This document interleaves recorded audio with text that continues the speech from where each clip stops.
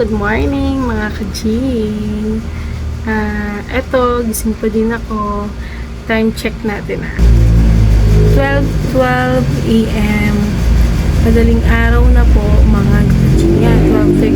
12:13. Ako ay nag-i-scan pa dahil inaantok na ako pero tapusin ko lang to. Nag-i-scan ako ng mga ATP. Yung husband siya ay pasilip. Yan. Tulog na siya. Ito, gising pa rin. Samahan niyo ako. Konti, lang po. Chikahan pa. Ayun, ito yung mga ginagawa ko sa buhay ko. Pag kahit madaling araw na, pag kaya ko pa, nag-i-scan pa ako ng mga authority to print. Ayan. Mga authority to print. Ay. Galing po yan sa BIR. Kinukuha po namin yan para makapag-print po kami ng mga resibo. Okay? For a specific company. Kailangan to. Kailangan yan. Yan. Kailangan. Ini-scan ko yan kasi nilalagay namin yan sa bawat booklet ng resibo. Tingnan nyo. Kuha ko ng sample. Tulad na ito. Sa amin to. Sa amin tong resibo. Bawat booklet nilalagyan ng maliit na copy ng ATP. Yun ay isang basehan na yung ginagamit ng resibo legit. Hindi siya fake. Yun. Ito pa. Marami pa akong i-scan. Pinipili ko lang siya.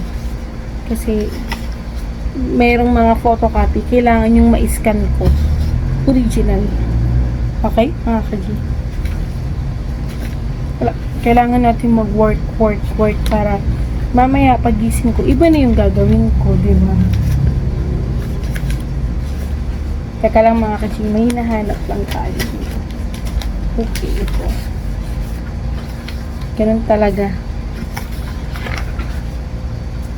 Pero maya matutulog naman na ako. Kaya totoo talaga, workaholic po talaga ako. Hindi ako pretending.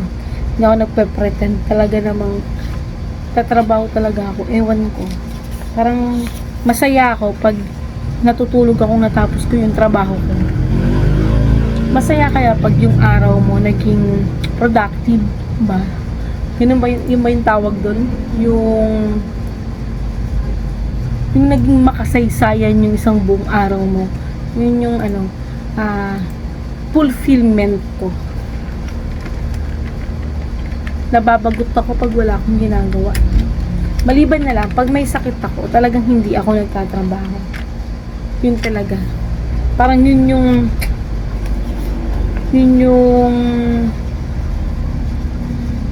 reference ko na, kailangan kong magpahinga kasi nga may sakit ako. Pero pag wala talaga akong sakit, hanggat kaya ko magtrabaho, nagtatrabaho talaga ako. Ewan ko. Minsan yun yung pinag-aawayan namin ng asawa ko kasi nga, anong oras na hindi pa ako natutulog. Wala eh. Ganun yata talaga. Diba? Pag meron ka kasing responsibilidad talaga, mas masayang matulog na natapos ko yung ginagawa ko. Hindi ko siya iniisip habang natutulog. May mga ganun kasi. May mga ganung pagkakataon.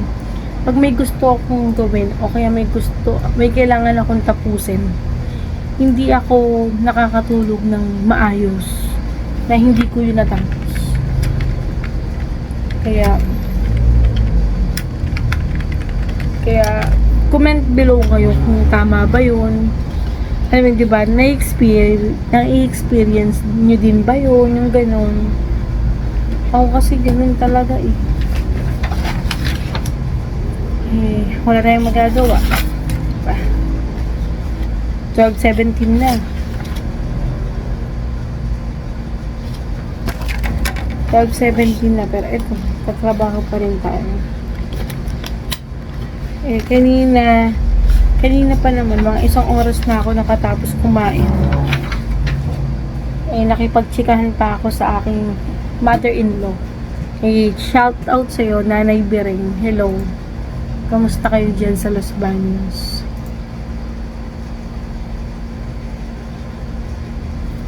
Wala eh. Katulad nito ha. Diba, nag-decide ako na mag-i-scan na muna. Habang di pa ako inaantok. Ngayon, nung nag-i-scan na ako ngayon, inaantok na ako. Diba? Ang galing. Ang galing talaga nitong utak ko. Ewan ko ba? Tulad yan, oh. Tignan mo, nakikita mo yung mata ko. Inaantok na. Pero tatapusin ko muna to. Kailangan ko itong tapusin. Para bukas, sa makina ako. Tutulungan ko yung asawa ko sa makina. Maghahamada kami tomorrow.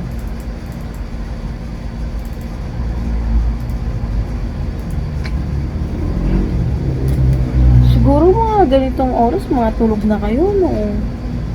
12:19 ang madaling araw. Malamang tulog na kayo nito. Ako hindi pa. Kailangan ko kasing habulin yung mga time na may sakit ako, na nagpapahinga ako. Kailangan ko siyang habulin. Kasi na-delay na talaga kami ngayon. Mahirap pag nawawalan ng kliyente. Mahirap. Lalo na pag yung nawawala sa'yo, yung mga ano pa, yung mga good payer, ang hirap talaga. Mahirap makarecover pag sila binitawan ka. Mahirap. Kaya, hanggat kaya kong, yun nga, tapusin yung gagawin, talagang tinatapos ko. Tinatapos ko talaga. Yun yung kaligayahan ko. Yung tatrabaho ako. Kaya, minsan, may pagkakataon na naiisip ko, sana pinanganak akong mayaman. Para, alam mo yun,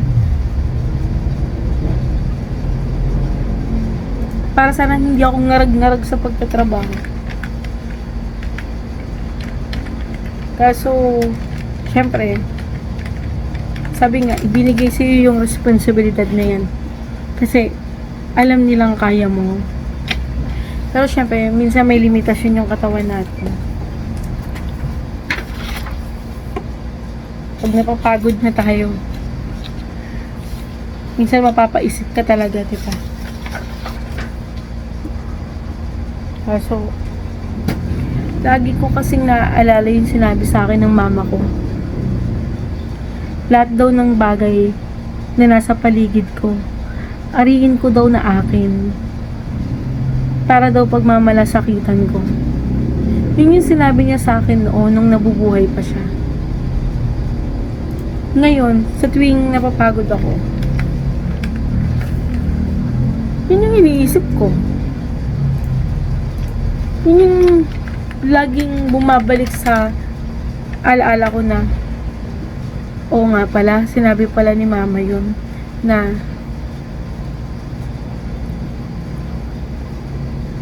ariin mong sayo, kunyari etong damit na to, ariin mong sayo yan, para pag malasakitan mo. O itong mga, sabihin natin, kunyari marumi, ariin mong sayo yan para linisan mo. Yun yung naging basihan ko. Parang effective naman, no? Kasi kahit napapagod na ako, go lang ako ng go. Yun lang talaga ang ko, ang parang pinaka wake up call ko.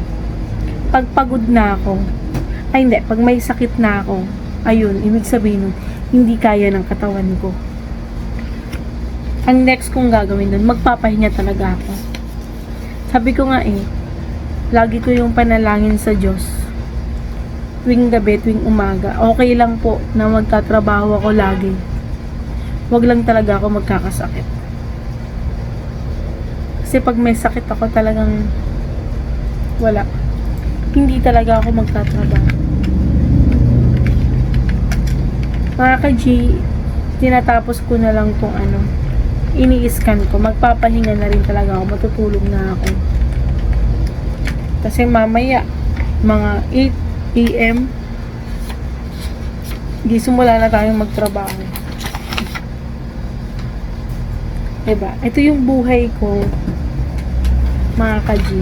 Ito yung buhay ko talaga. Pag ako na lang mag-isa sa opisina, mas gusto ko yung nagtatrabaho. Kaya nga pabor sa akin na nandito sa baba yung kwarto ko. Kasi, habang nakakapagpahinga yung asawa ko, nakakapagtrabaho pa ako, di ba?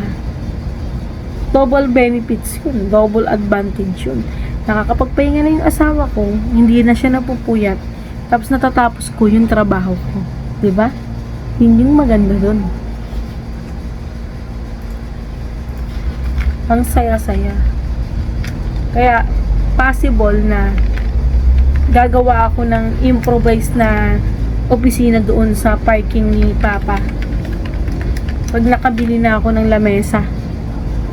Kasi, posible na matatagalan talaga na nandito yung kwarto namin sa opisina. Kasi, mas gusto ko talaga. Pag napapagod na ako, papasok ako dito, makakatulog agad ako, di ba? Posibleng ganun yung gagawin ko, mga ka-G. Yun talaga yung mangyayari sa akin. Mas accessible sa akin na makagalaw ng maayos, makatulog ka agad, makapagpahinga pag gusto ko, makakapagpahinga ako habang nasa baba, pag may nagpapaserox tapos walang tao rito, maririnig ko, di ba? Kasi may photocopy kami, may Xerox machine kami. May print, nagpiprint din po ako, print services. Ano pa ba? Naglalaminate o ano po yun, mga dagdag income po talaga yun. Marami nga akong naiisip na gusto ko sanang inegosyo. Kaso, gusto kong panimula. Kaso, kailangan unahin ko na muna ito. Madali na yun yung magdadagdag ka ng extra income mo. Madali na yun pag alam mong etong pinaka main na business stable na. Madali na yun. Madali nang magdagdag. Mahirap naman magdadagdag kami ng panibagong business tapos ito unstable pa. Ayan.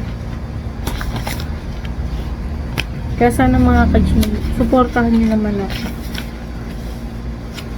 Suportahan nyo ako, ha? Para aminado naman tayo lahat, nagbablog tayo para alam naman natin na meron talaga, diba, kita dito sa pagbablog. Huwag na tayong maging martir. Talaga namang ganun. Kaya sinusubukan kong pagsabay-sabayin, sinisikap ko. Wala, kailangan kong magsakripisyo talaga. May kanya-kanya naman kaming trabaho dito. Ako, nagli-layout. Nasawa ko, nasa numbering. Yung kuya ko, nasa offset. Yung stepmom ko, nandun siya sa gathering section naman yun siya. Tapos, yung nag-i-stapler, yung sister-in-law ko, si Irene. After noon, puputulin ng kuya ko, kaya puputulin ng aking asawa, si JC. Ganun yung ano namin. Ganun yung ikot ng trabaho namin. Ayun. Ako'y inaantok na, mga ka-G. Ito naman ay chikahan lang naman. Para may kausap naman ako. Ay, sorry. Habang may kausap naman ako, habang nagtatrabaho ako, diba? Naantok na po ako. Tulog time na to. Sigurado na ako dito. Tulog time na. Sorry mga kadyo. Paano? Papaalam na ako. 12:28 na po ng madaling araw. Tapos na ako mag-scan. Bukas naman ako magle-layout. Okay? Bye! Mga ka-G! Bye!